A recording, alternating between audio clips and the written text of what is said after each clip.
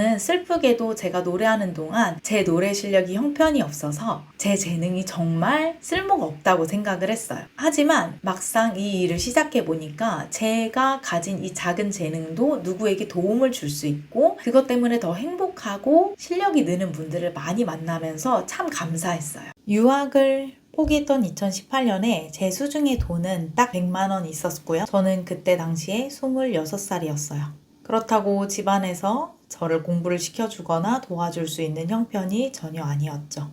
음악을 그만두고 생계를 책임져보자 생각을 했지만 제가 할 줄 아는 게 노래, 음악밖에 없더라고요. 그래서 10년 동안 하던 음악 공부를 멈추고 돈과 마케팅 공부를 하기 시작했어요. 그러고 딱 2년 뒤 레슨생 30명을 데리고 학원을 차리게 됐고 두 군데의 합창단에서 지휘를 하게 되고 1.9만 명의 유튜브 구독자를 모으게 됐습니다. 여기서 중요한 건 우리가 계속 음악을 할 수 없는 이유는 대한민국이 음악가들에게 돈을 안 풀어서도 아니고 여러분들이 스펙과 실력이 부족해서도 아니라는 겁니다. 여러분들은 이미 충분한 전문성을 갖췄지만 그걸 포장하는 방법을 모를 뿐이에요. 음악을 안정적인 내 직업으로, 내 수익으로 만들고 싶다면 오늘 영상 끝까지 시청해주세요. 물론 흔한 SNS 하라는 얘기 할 겁니다.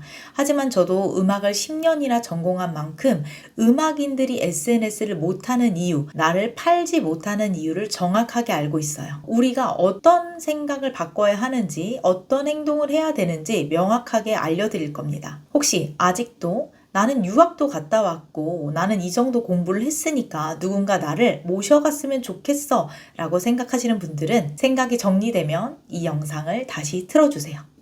음악을 돈이 되게 하려면 어떻게 해야 될까요? 당연히 팔아야 합니다. 나를 팔 줄 아는 게 가장 중요해요. 누가 날 팔아주길 기다리지 말고 여러분 스스로가 여러분을 팔기 시작하세요. 그러면 이런 질문들을 해주시더라고요. 저는 사업을 할 줄 몰라요. 저는 부끄러워서 그런 거 잘 못해요. 대형 학원들이 있는데 저한테 배우려고 할까요? 다시 말씀드리지만 저는 학사 출신이고요. 그 흔한 수상 경력 하나도 없습니다. 노래를 근데 엄청 잘하는 거 아니냐고요?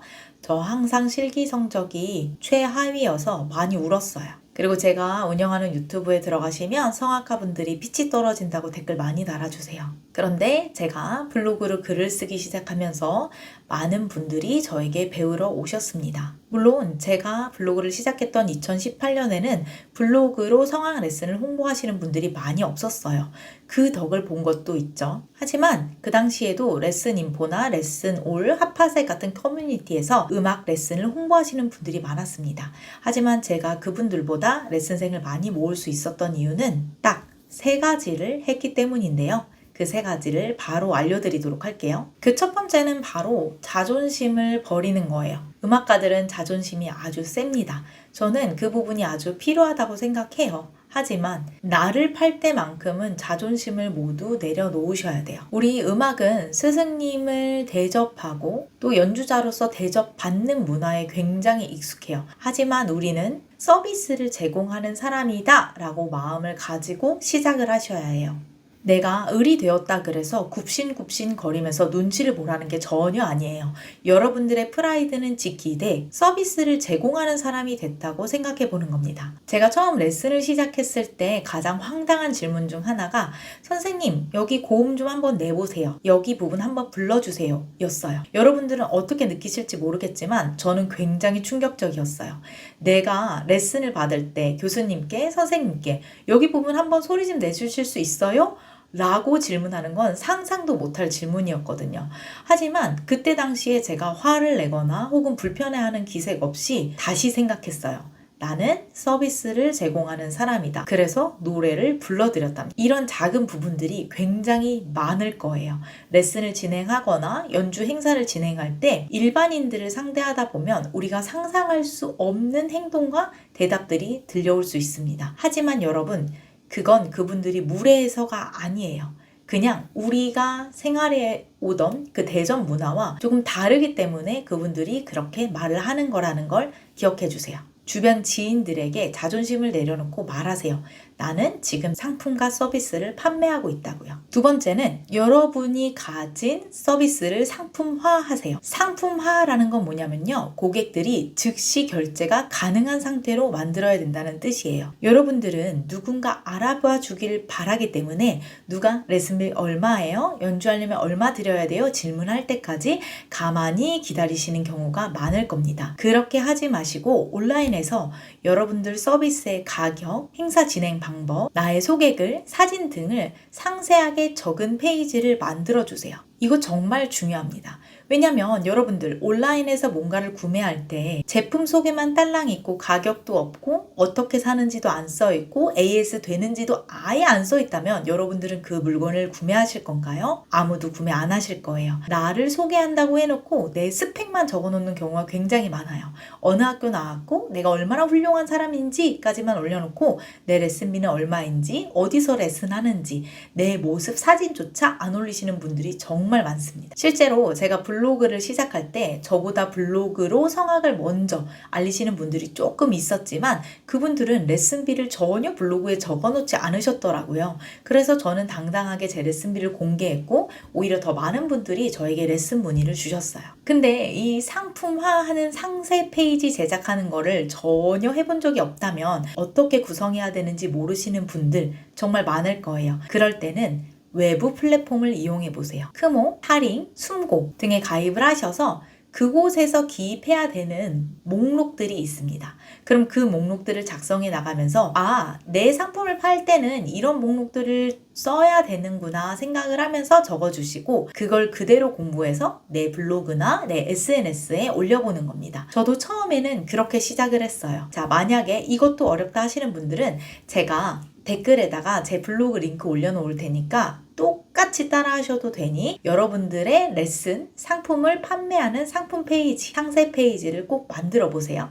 마지막으로 가장 중요한 거는 아주 꾸준히 올리는 겁니다. 처음에 몇 개 올리고 아무도 알아주지 않는다고 멈추시면 절대 안 돼요. 여러분, 제가 블로그를 시작할 때는 그렇게 많지 않은 사람들이 블로그를 하고 있었기 때문에 제가 효과를 많이 봤어요. 하지만 지금은 저랑 블로그를 시작하신 분들도 굉장히 많고 제 블로그를 보고 혹은 SNS의 중요성을 깨닫고 스스로 자신을 홍보하시는 분들이 정말 많이 생겼어요. 그래서 여러분들이 그냥 한두 번의 시도에서는 절대 효과를 낼 수가 없어요. 저도 블로그를 할 때 6개월이 지나서야 레슨생 한 분이 저에게 연락을 주시고 그 뒤부터 400명 이상의 레슨생 분들이 레슨 문의를 주기 시작했어요. 초등학교에서도 특강 문의가 오고 교회에서도 특강을 해달라는 연락을 받기 시작했습니다. 그리고 제가 가장 기뻤던 건 제 팬들을 모으자 제가 기획 연주한 연주회에서 총 100명이 넘는 분들이 돈을 내고 제 연주회를 관람해 주셨다는 거예요.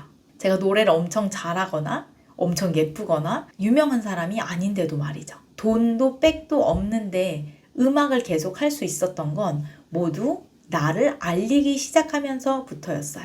꾸준히 할 수 있는 가장 중요한 팁은 조금 대충 하는 거예요. 우리 음악 하시는 분들은 완벽한 완성의 모습을 연주에 올리는 게 굉장히 익숙해서 완벽형 인간들이 굉장히 많아요. 하지만 글과 컨텐츠를 만들 때는 내가 만족하지 못하는 수준이어도 계속 꾸준히 올려보는 거예요. 제가 올렸던 성악 1분 영상들도 제가 목 컨디션이 최상으로 좋거나 이 이론이 100% 완벽해서 올린 게 아니라 레슨생들이 질문하면 그 자리에서 찍어서 올리기도 하고 뭔가 아이디어를 주고 싶어 할 때 즉각적으로 만드는 경우가 훨씬 많았어요. 그러니까 여러분들도 글을 쓰거나 영상을 찍을 때 꾸준히 하자만 생각하고 완벽을 버리는 것 꼭 기억해 주세요. 저는 사실 지금은 완전 다른 일을 하고 있어요. 블로그로 사람들을 가르치고 사업가 분들에게 컨설팅을 해드리고 있는데요. 시작하게 된 계기는 저에게 도움을 요청하는 친구들 때문이었어요. 나도 레슨 좀 하고 싶어. 나도 음악으로 돈을 벌고 싶어 하면서 도움을 요청한 친구들이요. 그래서 책도 추천해주고 같이 무료 스터디도 진행을 했었는데 한 100명 정도에게 도움을 준 걸로 기억을 하는데 실제로 한 친구들은 2명에서 3명밖에 없었어요. 그 2-3명은 정말 레슨으로 잘 먹고 잘 살고 있고요. 그럼 이게 진짜 어렵구나 생각할 수 있는데 나머지 90여 명은 아예 글을 안 쓰고 있기 때문에 효과가 없는 거예요. 저랑 실제로 블로그 쓰시는 분들은 100이면 100 다 효과를 보고 있어요. 솔직히 말하면 우리 하루 8시간씩 음악 공부하고 연습하고 연구하고 연주회 가서 감상하고 이런 거보다 훨씬 쉬워요. 여러분들이 마케팅 전문가가 될 정도 수준까지 공부하지 않아도 된다는 뜻이에요. 그저 꾸준하게 내가 어떤 사람이고 내가 무엇을 팔고 있고 내가 당신에게 어떤 도움을 줄 수 있어요 라는 이야기만 끊임없이 멈추지 않고 해주시면 돼요. 영상을 여기까지 보신 분들은 또 이런 생각이 들 거예요. 그냥 정말 아무거나 써서 올려도 돼요? 어떤 거부터 올려야 돼요? 저는 영상 편집 못하고 글 잘 못 쓰는데요? 하시는 분들은 지금 당장 구독 누르고 알림 설정까지 해주세요. 제가 여러분들이 댓글로 남겨주신 내용들 혹은 제가 실제로 저에게 도움을 요청했을 때 질문했던 내용들을 하나하나 영상으로 남겨드릴 거예요. 꼭 외향인일 필요도 없고 글을 잘 쓸 필요도 없어요. 여러분들이 가져야 하는 마음가짐은 딱 하나예요.